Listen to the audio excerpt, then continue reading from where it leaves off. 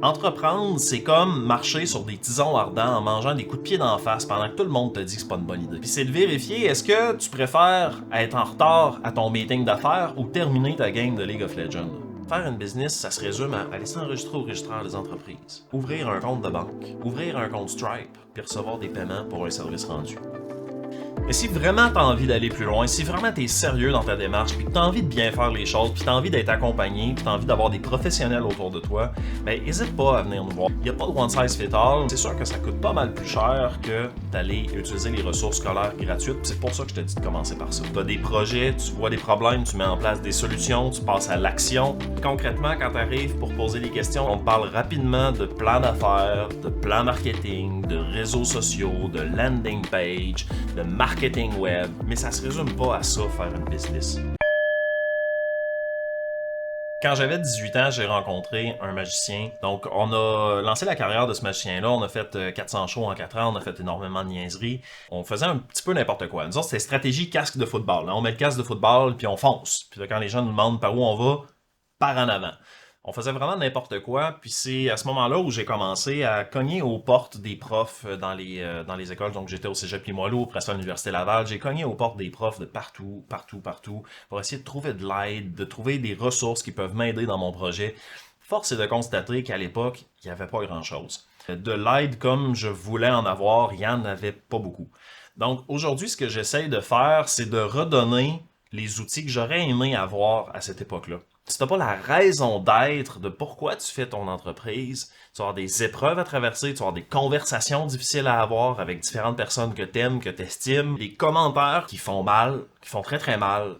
Parce qu'entreprendre, c'est pas facile. Oui, la question du plan d'affaires est importante. Mais la question de l'humain derrière l'entrepreneur est encore plus importante. Parce que si l'humain ne va pas bien, l'entrepreneur ne peut pas bien performer, et si l'entrepreneur ne performe pas, l'entreprise ne peut pas performer. Prendre un pas de recul et à se demander, mais pourquoi je fais ça? On va passer à travers tes ambitions personnelles. Les choses qui sont chères pour toi, les choses que tu aimes faire, les choses que tu es bon ou bonne pour faire, les choses que les gens viennent naturellement vers toi. Donc, toutes sortes de choses j'ai envie de dire qu'on n'a pas nécessairement l'occasion de discuter avec nos collègues, avec nos partenaires, avec notre famille, avec notre conjoint, notre conjointe, avec nos enfants, avec nos amis, avec nos clients. Il y a toutes sortes de choses comme ça qui rentrent dans la cour d'un peu personne. Il y a des choses que ça prend un entrepreneur pour comprendre la réalité d'un entrepreneur. Il n'y a pas de one size fit all. L'idée, c'est d'aller explorer qu'est-ce que tu veux vraiment faire. Puis après ça, c'est de designer un projet d'entreprise qui va t'aider à réaliser tes rêves, qui va t'aider à développer le lifestyle que tu veux avoir. Donc, de réussir à monétiser ce que tu aimes déjà faire, ce que tu es déjà bon pour faire. Et c'est important de se rappeler que vous avez probablement déjà toutes les choses que vous avez besoin pour avancer. Souvent, ce qui nous manque, c'est de passer à l'action. C'est pas nécessairement une formation, c'est pas nécessairement un partenaire d'affaires, c'est pas nécessairement un timing, quelque chose, un produit, un service, un site web. C'est comme, vous n'avez pas besoin euh, de quoi que ce soit pour faire une business. Si on résume, là, faire une business, ça se résume à aller s'enregistrer au registraire des entreprises, ouvrir un compte de banque, ouvrir un compte Stripe, puis recevoir des paiements pour un service rendu. Ça se résume à ça. En 4 étapes faciles. C'est aussi simple que ça. Oui, vous pouvez faire un plan d'affaires, c'est pertinent pour savoir où est-ce que vous voulez aller. Mais la première étape, c'est pas de dire je vais aller faire un plan d'affaires pour aller se faire financer. La première étape, ça se passe à l'intérieur de toi. On est beaucoup plus proche de la méditation et de la psychothérapie que d'autres choses. Parce qu'on veut construire quelque chose qui te ressemble, puis que dans 30 ans, tu vas être encore fier d'avancer avec ça. Il faut écouter tout le monde, mais il faut ignorer tous les avis. Si toi tu vois une solution, puis que tu le sais que c'est ça la solution au problème, ben fais-toi confiance puis fonce.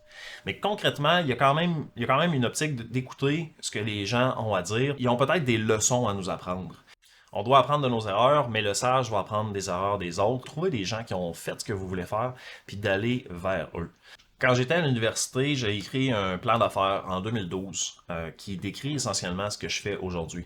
Puis je le mentionne parce que c'est important de comprendre que ça prend du temps mettre en place ces projets.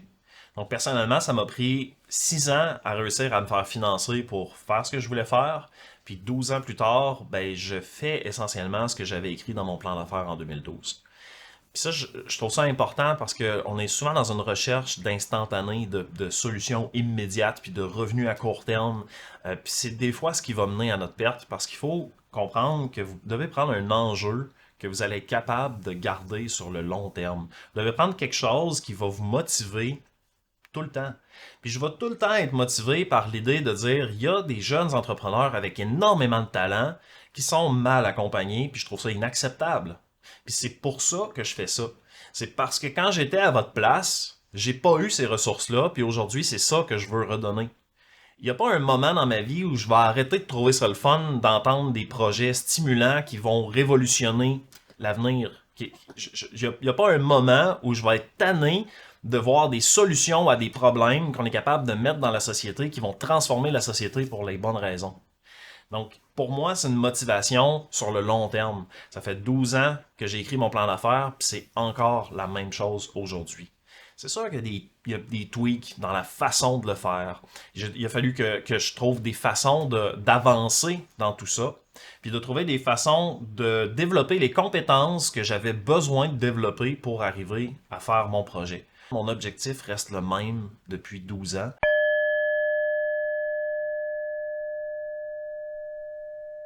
Il arrive à un point, il va falloir que tu parles de ton projet, il va falloir que tu le présentes, il va falloir que les gens sachent que tu existes, que tu fais quelque chose, que tu vends quelque chose, qu'ils peuvent te donner de l'argent en échange de quelque chose. Puis la façon de le faire, il existe plusieurs façons de faire le pitch, mais grosso modo, si on regarde la structure, la première chose, c'est toujours de réussir à savoir à qui tu t'adresses, donc de nommer la personne concernée. Après ça, il faut que tu nommes le problème. Ce problème-là, il existe des solutions, mais les solutions qui existent actuellement ne répondent pas vraiment aux besoins. Fait que c'est là où tu en arrives à dire, ben moi j'ai une autre solution qui, elle, répond aux besoins. Puis après ça, ben, tu arrives avec une preuve de concept, un exemple de concrètement quelque chose qui a fonctionné dans ce sens-là. Puis tu finis par un appel à l'action pour dire c'est quoi la prochaine étape que tu veux que les gens fassent. Si tu t'adresses à des investisseurs, c'est par exemple d'investir dans ton projet. Si tu t'adresses à des clients, c'est peut-être de t'acheter ou de booker un rendez-vous avec toi. Dépendamment à qui tu t'adresses, l'appel à l'action va être différent. Tout ça, c'est bien beau, mais si tu le respectes de façon très très pure et dure et technique, ça va avoir l'air un peu mécanique.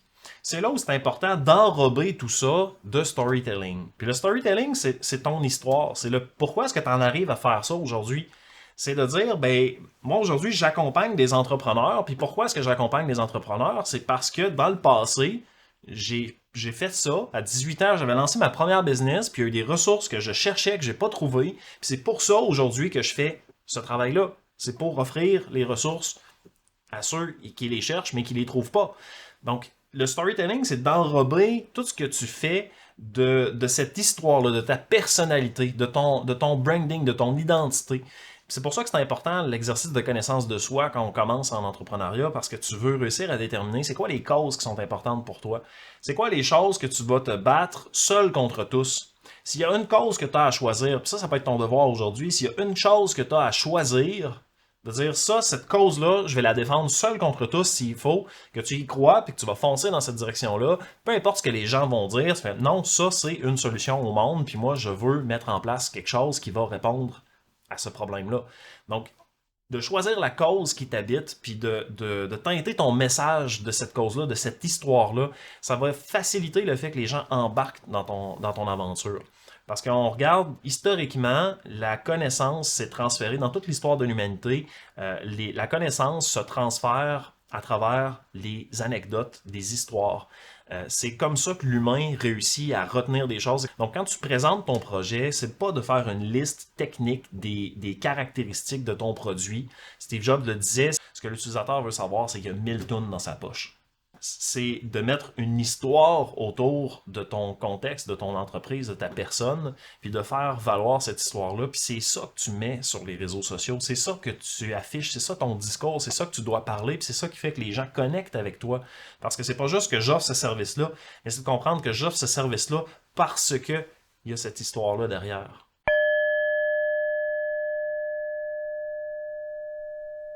Le marketing web. On dirait que c'est la chose en ce moment que tout le monde pense en premier quand on parle de faire connaître son entreprise. Pourtant, je veux dire, ça fait pas si longtemps que ça existe. Ça fait maximum une vingtaine d'années. Puis pourtant, il y a eu des entreprises avant ça qui se sont fait connaître. Puis le marketing traditionnel, c'est pas juste non plus des articles dans le journal, à la radio, des affiches sur le bord de la route, dans les publics-sacs. Je veux dire, il existe d'autres choses que ça aussi. Mais concrètement, en ce moment, ce qu'on entend beaucoup, c'est de dire il faut que tu fasses de la pub sur Meta. Il faut que tu payes des Google Ads. Il faut que tu ailles faire des publications sur TikTok. Il faut que tu ailles faire des vidéos sur YouTube. Il faut que tu ailles faire des posts sur tous les réseaux sociaux puis d'essayer d'être partout en même temps. Puis concrètement, ça marche pas. Parce que tu vas juste splitter tes efforts à travers un paquet de médias qui répondent à peu près à moitié à ton besoin. Puis la réalité, c'est que c'est juste de te demander, ton client, il est où? C'est qui, puis il est où? Puis à quel moment est-ce qu'il a besoin de ce que tu fais? Le comportement de ton client, juste avant qu'il ait besoin de ton service, c'est quoi? Si tu vends quelque chose, un produit ou un service, que tu sais que la personne, à un moment donné, elle arrive sur un problème, puis son réflexe, c'est d'aller sur Google, puis d'écrire quelque chose, de peser sur Enter, puis là, peut-être que ça vaut la peine de payer des Google Ads pour sortir dans les premiers. Parce que tu le sais que la personne est chaude, elle veut une solution à son problème, au point où elle va chercher sur Google la solution à son problème. Donc là, c'est de voir c'est quoi les mots que la personne écrit. Si tu as un service professionnel, c'est sûr que les avis Google deviennent un incontournable. Peut-être que c'est sur LinkedIn ou Facebook ou peut-être même YouTube, mais peut-être pas. C'est de voir la personne à qui tu t'adresses, elle est où? C'est quoi c'est quoi le problème qu'elle essaie de résoudre? Puis quand tu fais de la pub Facebook, oui, tu vas apparaître dans son feed d'actualité. Si tu fais de la pub sur YouTube, oui, tu vas apparaître en début d'une vidéo, mais est-ce que la personne a besoin de ça en ce moment? Ou est-ce que plutôt tu devrais trouver une façon différente de le faire? Par exemple, de dire, hein, mais j'ai un ami qui a sa business en événementiel, ses clients, quand il est dans un événement, ben, il leur parle en face à face, puis il leur serre la main, puis ils disent, hey, on se rappelle parce que j'ai un autre événement après. Fait qu'au final, il n'y a pas besoin d'être sur les réseaux sociaux. Ça pourrait être tentant pour lui de dire on va payer de la pub, on va payer de la pub, mais concrètement, ses clients ne sont pas là. Ses clients sont sur le terrain, dans des événements. Tes clients, ils sont où? Puis t'es pas obligé d'aller sur toutes les plateformes. Si tes clients ne sont pas sur TikTok, ben fais pas de TikTok. S'ils sont pas sur YouTube, ben fais pas de YouTube. S'ils sont pas sur Facebook, ben t'as pas besoin d'avoir un Facebook. Si tu le sais qu'ils sont par exemple sur Instagram, ben, c'est de voir c'est quoi le contenu que tu peux créer qui va les attirer. Mais il ne faut pas s'attendre à une formule magique de dire je crée du contenu puis les gens m'achètent. C'est pas comme ça que ça marche. Il faut arriver à offrir quelque chose qui est vraiment pertinent, qui est on target, puis de réussir à mettre en place un processus qui fait que quand les gens ont un besoin, naturellement ils vont tomber sur toi. Concrètement, la façon dont moi j'ai créé ma business, c'est de trouver les professionnels qui rencontrent mes clients potentiels. Donc de dire, au lieu d'aller chercher, par exemple, individuellement chacun des clients un par un, ben, c'est de dire, je vais aller connecter avec des professionnels qui, eux, rencontrent mes clients de façon régulière. Puis quand ils tombent sur quelqu'un qui dit ça, je pense que c'est Carl-André qui peut aller t'aider. Mais concrètement, j'ai pas eu besoin de chercher, j'ai pas eu besoin de faire de la publicité, j'ai pas eu besoin de créer du contenu nécessairement. J'ai besoin de connecter avec les bons professionnels qui rencontrent mon client potentiel. Ou j'ai besoin de venir, par exemple, dans un colloque, venir animer un atelier devant une centaine de personnes. Puis à partir de là, bien sûr, une centaine de personnes, il y en a peut-être un ou deux qui vont venir travailler avec moi, puis c'est correct. Mais l'idée, c'est de trouver une façon de développer ta business qui te correspond. Si t'es bon au téléphone, fais du téléphone. Si t'es bon en personne, arrange-toi pour parler en personne. Si t'es bon pour faire de la pub Facebook, fais de la pub Facebook. Mais essaye pas de t'inventer des skills dans quelque chose que tu comprends pas. Fais quelque chose qui fit avec ta personnalité, puis fais quelque chose qui fit avec le besoin de tes clients au moment où ils ont besoin de toi.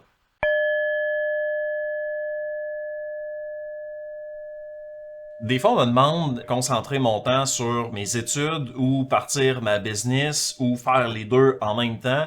Puis pour moi, la réponse est évidente. C'est de faire les deux en même temps.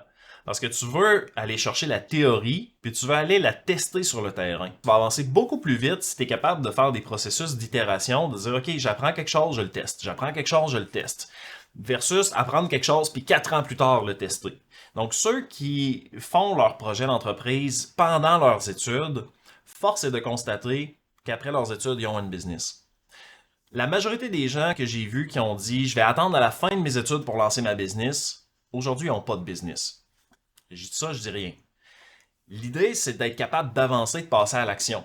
C'est d'être capable de mettre en place des choses rapidement dans ta vie qui vont t'amener beaucoup plus loin puis beaucoup plus vite que les autres étudiants qui vont attendre. Il n'y a jamais de bon moment. En fait, le bon moment, c'est maintenant, puis le bon moment, c'est quand tu n'as rien à perdre.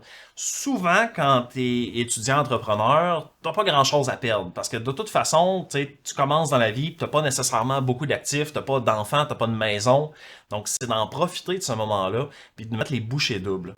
Puis pendant que tes amis vont sortir le vendredi soir, aller faire le party, puis après ça, aller faire plein d'activités, puis dépenser leur argent, ben la réponse que tu devrais avoir, c'est de regarder c'est quoi qui t'avance vers tes objectifs, c'est quoi qui t'avance vers tes rêves, c'est quoi qui t'avance dans tes projets. Puis des fois, c'est de constater que de sortir le vendredi soir, ça peut faire du bien sur le coup, mais est-ce que ça t'avance vraiment dans tes projets? Tu as plus de chances d'avancer dans tes projets si tu prends du temps, si tu prends les décisions difficiles, d'être capable de dire non à sortir le vendredi soir parce que le samedi matin, tu as une opportunité d'affaires. Puis c'est de vérifier, est-ce que tu préfères être en retard à ton meeting d'affaires ou terminer ta game de League of Legends?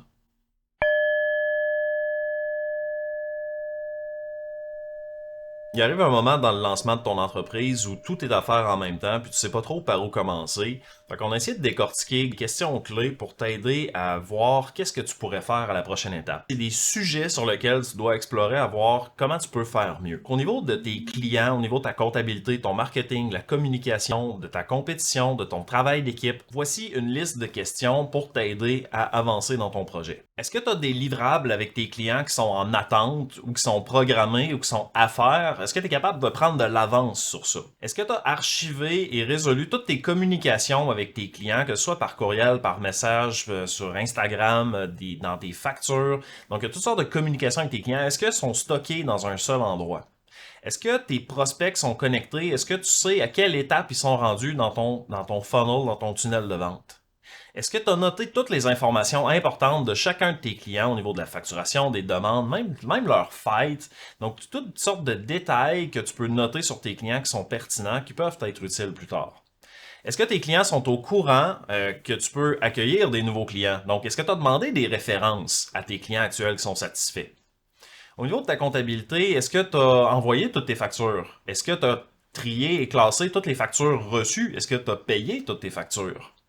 Donc, est-ce que tu as un endroit où tu es capable de consulter l'état de ces documents-là? Est-ce que tes factures à venir, est-ce que tu peux les préparer d'avance pour tes clients? Est-ce que ta comptabilité d'entreprise est à jour? Est-ce que tu as fait ta tenue de livre? Est-ce que tu as comptabilisé tes factures pour faire les taxes, par exemple? Au niveau de tes objectifs financiers, est-ce que les dépenses déductibles pour entreprise, est-ce que tu sais c'est lesquelles? Est-ce que tu es capable de classer les dépenses d'entreprise et les dépenses personnelles? Parce que c'est important, tu es capable d'aller sauver beaucoup d'argent sur ça. Au niveau du marketing, est-ce que tu as une certaine forme de planification? Est-ce que tu as des objectifs qui sont établis? Est-ce que tu es capable de dire c'est quoi les résultats que tu attends à propos de ton marketing? Donc, est-ce que tu le sais ou est-ce que tu t'en vas avec ça? Est-ce que ton image de marque est bien définie? Est-ce que c'est clair la façon dont tu communiques avec tes clients, les moyens de communication, mais aussi le message que tu veux qu'ils retiennent? Est-ce que tes communications sont déjà programmées? Est-ce que tu es toujours au jour le jour? Est-ce que tu te lèves le matin en disant ah, aujourd'hui, il faudrait que je publie? Ou est-ce que tu es capable de prendre de l'avance puis de dire ben voici dans les 5-6 prochaines semaines, ça c'est les sujets que je vais aborder, puis je vais essayer de créer du contenu autour de ça, mais de le préparer d'avance. Est-ce que tu as répondu à tous les messages de ton audience? Quand tu reçois un message privé avec une question, prends le temps de prendre cette question-là pour y répondre publiquement. Peut-être qu'il y a d'autres gens qui ont la même question mais qui n'ont pas osé la demander. Est-ce que tu as répondu à tous les commentaires sur tes publications? Tu es capable d'augmenter le taux d'engagement juste en répondant aux commentaires. Les gens vont se sentir plus impliqués dans ton entreprise, vont avoir envie de commenter encore plus. Est-ce que ton interaction est suffisante avec tes clients? Ou est-ce que tu communiques suffisamment régulièrement? Est-ce que tu fais des suivis avec les gens? Au niveau de ta compétition, est-ce que tu as des compétiteurs directs? Est-ce qu'eux font des bonnes choses que toi, tu pourrais faire aussi? Ou à l'inverse, est-ce que tu vois des choses qu'eux font mal, que tu fais comme, OK, ça, il faut vraiment que je le fasse différemment? Est-ce que tu es au courant de leurs activités, des nouveautés, des choses qu'ils mettent en place? Est-ce que tu connais le positionnement sur le marché de tes compétiteurs, ce qui te différencie d'eux, ce qui, eux, les différencie de toi?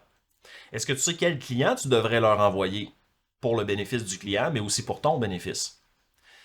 Au niveau de ton équipe, est-ce que tu sais ce que ton équipe a à faire? Est-ce que tu sais avec qui tu travailles? Ou est-ce que tu es toujours un peu à la pièce, un peu éparpillé? Est-ce que tu connais c'est qui les acteurs importants avec qui tu veux collaborer pour offrir la qualité de service que tu veux offrir? Est-ce que ton équipe connaît l'importance de la mission de ton entreprise? Est-ce que tu as une mission d'entreprise?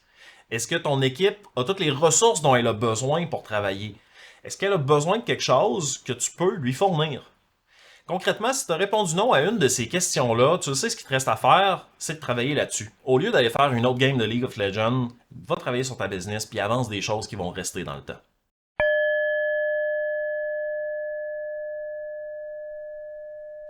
Bon, maintenant, avec toute cette information-là, avec toutes ces ressources-là, qu'est-ce que je fais? Par où je commence? Ça, c'est la question qu'un peu tout le monde pose, que plein de gens essayent de répondre, que c'est un peu... Il n'y a pas de one size fit all. C'est toujours du cas par cas.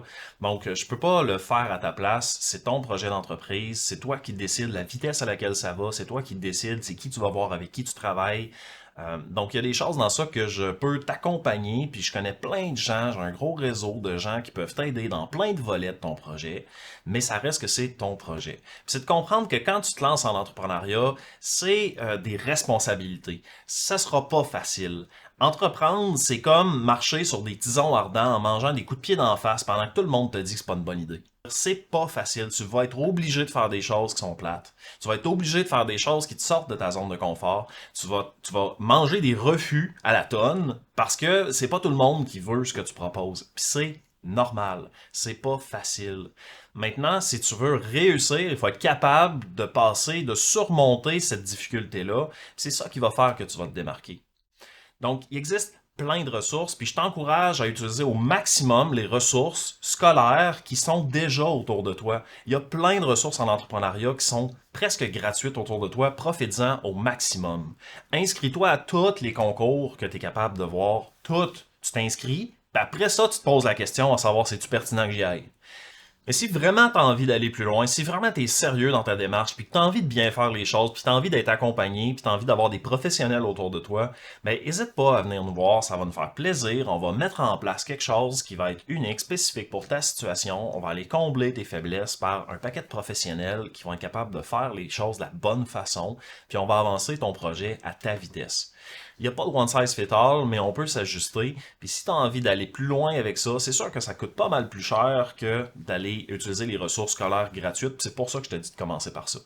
Mais quand tu seras prêt à passer à l'action, quand tu seras sérieux puis que tu as envie d'aller beaucoup plus loin puis de développer une vraie business, ben là, viens nous voir puis on va faire quelque chose qui ça va être vraiment pertinent pour toi.